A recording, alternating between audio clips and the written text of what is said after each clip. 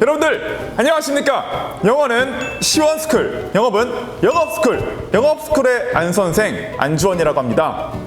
우리 순이 곰순이 양 잘 지내셨나요? 안녕하세요 여러분, 잘 지내셨죠? 안 선생님, 오늘의 영상 주제는 무엇인가요? 네, 오늘의 영상 주제를 말씀드리겠습니다.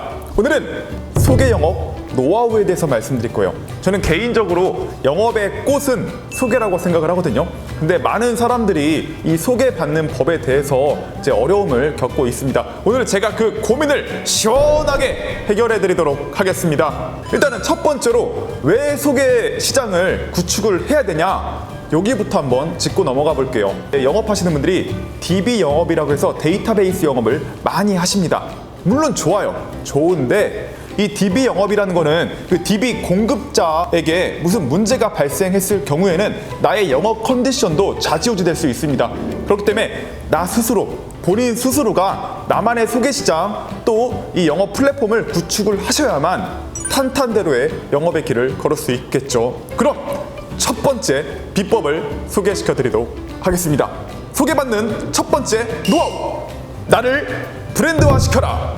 남들과 다른 나만의 차별성이 있어야 고객들은 저를 선택을 할 거고 추가적으로 또 다른 분들에게 저를 소개시켜 줄 수 있겠죠. 한번 예를 들어 볼게요. 일단 첫 번째 전제 조건은요, 고객이 나의 상담에 만족을 했다는 거, 그리고 내가 정확한 전문성을 갖추고 있다는 거. 세 번째로는 고객이 나로 인해서 나와 상담하는 시간 동안 부담을 갖지 않았어야 된다는 전제 조건이 성립이 되어야 합니다. 그 다음에는 나만의 차별성이 있어야 되는데 내가 보상 쪽으로 정말 큰 전문성을 지니고 있다든지 아니면 내가 고객님의 금융 자산을 늘려줄 수 있는 고급 정보들, 이 고급 지식들을 탑재하고 있다든지, 세 번째로 나만의 무기가 있어야겠죠. 인스타그램을 통해서든지 블로그를 통해서든지 우리 자영업자 하시는 고객님들을 홍보할 수 있는 홍보 플랫폼 같은 경우 내가 지니고 있다고 하시면은 우리가 또 소개를 받기가 훨씬 수월하겠죠. 그래서 첫 번째는 상품을 브랜드화 시키는 게 아니라 나를 브랜드화 시켜라. 이게 첫 번째 노하우입니다. 그럼 두 번째 노하우를 발표하도록 하겠습니다. 키맨 만드는 노하우에 대해서 말씀드리겠습니다. 네, 키맨이라 하면은 한 명의 고객님께서 여러 명의 고객님을 소개시켜주는 분을 키맨이라고 합니다. 그러면은 키맨 만드는 방법 두 가지만 말씀드리면은 첫 번째로 제가 소개 요청을 하지 않았음에도 불구하고 저한테 소개를 시켜주시는 분들이 분명히 계실 거예요. 근데 우리는 그런 분들을 간과하고 있습니다. 그런 분들을 키맨으로 만드셔야 돼요. 왜냐면은 그분들은 보험에 대한 니즈도 있으신 거고 추가적으로 저에 대한 상담에 만족을 느끼셨기 때문에 제가 따로 소개 요청을 하지 않았음에도 불구하고 소개를 시켜주신 거겠죠. 그러면은 그분에게 예상치 못한 타이밍에 선물을 해보세요. 이 업무적인 것이 아니라 정말로 그 사람의 마음을 얻기 위해서 내가 노력을 한번 해보세요. 예를 들면 뭐 손편지를 쓴다든지요. 그분께서 뭐 천안에 있는 호두과자가 정말 맛있었는데 또 한번 먹고 싶어요 라는 얘기를 했었으면은 추후에 또 호두과자를 예상치 못한 타이밍에 선물을 한다든지, 그분의 마음을 내가 얻을 수 있다고 하시면은 고기도 먹어본 놈이 계속 먹을 수 있다고 소개도 해주신 분이 또 해주시게 돼 있어요. 이런 식으로 이제 키맨을 만드시면 되고, 두 번째로는 SNS 보시면 아시겠지만 분명히 이건 전 좋은 의미에서 얘기하는 거예요. 오지랖 넓으신 분들이 분명히 있을 거예요. 주변에 보험 설계사가 아님에도 불구하고 링거 맡고 있는 사진을 SNS에 올린다든지 아니면 친구들한테 가가지고 좋은 정보들을 전달하는 걸 좋아하시는 분들이 분명히 계실 텐데 그런 분들을 공략을 하셔야 합니다. 그런 분들 중에서 보험에 대한 니즈가 정확히 이제 있으시고 또 추가적으로 그분들의 마음을 내가 얻을 수 있다고 하시면은 이제 키맨 만드는 법은 훨씬 더 쉽겠죠. 우리는 선택과 집중을 해야 됩니다. 모든 고객님들을 내 키맨으로 만들 생각하지 마시고 가능성이 있으신 분들을 선택을 하셔서 그분들에게 집중한다고 하시면은 키맨은 어렵게 생각하지 않으셔도 됩니다. 다음은 두 번째 노하우를 발표하도록 하겠습니다. 서약서입니다. 저희 본부에서는 청약서 외에 계약을 받을 때 추가적으로 이 서약서라는 거를 서명을 받고 있습니다. 그래서 오른쪽 상단에 저희가 서약서, 저희가 쓰고 있는 양식을 띄워드리도록 하겠습니다. 제가 한번 읊어드릴게요. 간단하게만. 서약서. 첫째, 제가 가입하지 않은 상품은 절대 권유하지 않겠습니다. 둘째, 저희 가족이 가입하지 않은 상품은 절대 권유하지 않겠습니다. 셋째, 매월 모든 회사 상품을 비교해서 고객님에게 최적의 상품을 소개해드릴 것을 약속드립니다.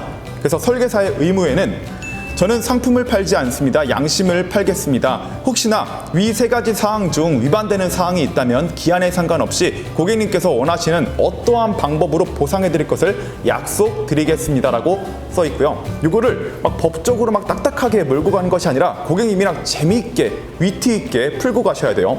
고객의 의무. 담당 설계사 분께서 위 사항을 성실히 이행하였을 경우에는 양심적인 설계사를 만나서 평생을 관리받을 수 있는 행운에 보답하고자 땡땡땡 고객님께서는 땡땡땡 설계사에게 보험 저축이 필요하신 가족 지인분들을 2명 이상 소개해 줄 것을 서약합니다라고 이제 같이 서약을 하는 거예요. 그러니까 중요한 거. 가족 지인분들 범위가 포괄적으로 요청하시면 안 됩니다.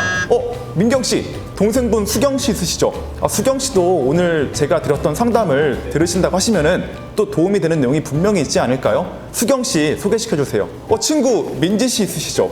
민지 씨도 분명히 제가 볼 땐 도움이 될 것 같습니다. 제가 오늘 상담 들었던 것처럼 전문적인 내용을 전달을 드리고 절대 부담을 드리지 않습니다. 우리 민지 씨에게도 상담받을 수 있는 시간을 잠깐만 만들어 주십시오라고 해서 재미있게 풀어가신다고 하시면은 이 서약서를 통해서 소개받는 법이 어렵지 않을 거라 확신합니다. 네, 세 번째는 구급카드에 대한 내용을 설명드리도록 하겠습니다. 네, 오른쪽 상단에 구급카드에 대한 이미지를 띄워드리도록 하겠습니다. 이 구급카드란 건 어떤 거냐면요. 저희가 이제 계약을 받고 나서 마지막에 고객님에게 이제 소개 요청을 하는 시간이나 다름이 없는데요. 구급카드 내용에는 이름, 생년월일, 성별, 혈액형, 그리고 복용 중인 약, 그리고 질병 주의사항, 그리고 맨 마지막에는 긴급 연락처 1, 2 해가지고 여러 가지 항목들을 적게끔 되어 있습니다. 그래서 고객님께서 혹시나 이제 사고가 발생을 하셨을 때 요 골든타임이라는 게 있어요. 골든타임 내에 신속한 조치가 이루어져야 이제 우리가 생존할 수 있는데, 그때 가장 중요한 게 혈액형이 어떤 것인지, 또 환자분의 개인 정보라든지 또 앓고 있는 질병에 따라서 이 치료 방법이 달라질 수 있다고 합니다.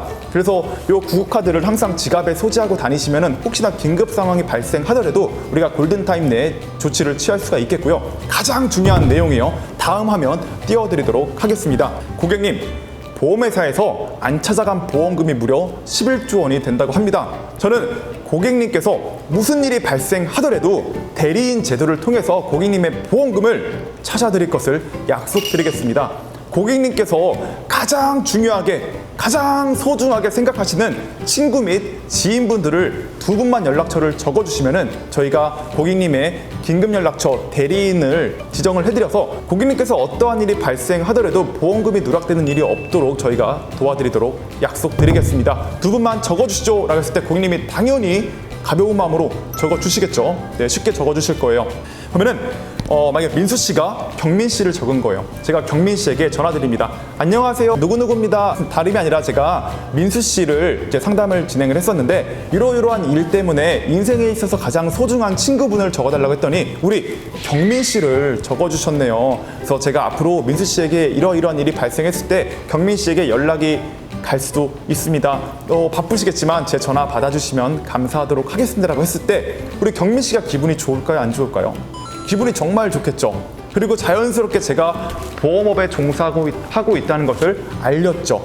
네, 바로 이겁니다. 그럼 다음 달부터는 제 가망 고객이 되는 거예요. 그때부터는 제가 DM을 보내더라도 우리 경민 씨 같은 경우는 서스럼 없이 이 연락을 받을 수 있겠죠. 그렇게 경민 씨가 살아가다 보시면은 분명히 보험이 필요한 시기가 올 거예요. 그러면은 저번에 그 설계사는 이런 것까지 관리를 해주던데 정말 되게 세심하다라는 이미지가 갖춰져 있기 때문에 저한테 연락이 올 확률도 있겠죠. 이런 식으로 가망 고객을 늘려가다 보시면은 분명히 더 좋은 실적을 낼 수 있을 거라 확신합니다. 마지막 네 번째 노하우는 설문지인데 설문지는 다 아시는 내용이다 보니까 제가 간단히만 말씀을 드릴게요.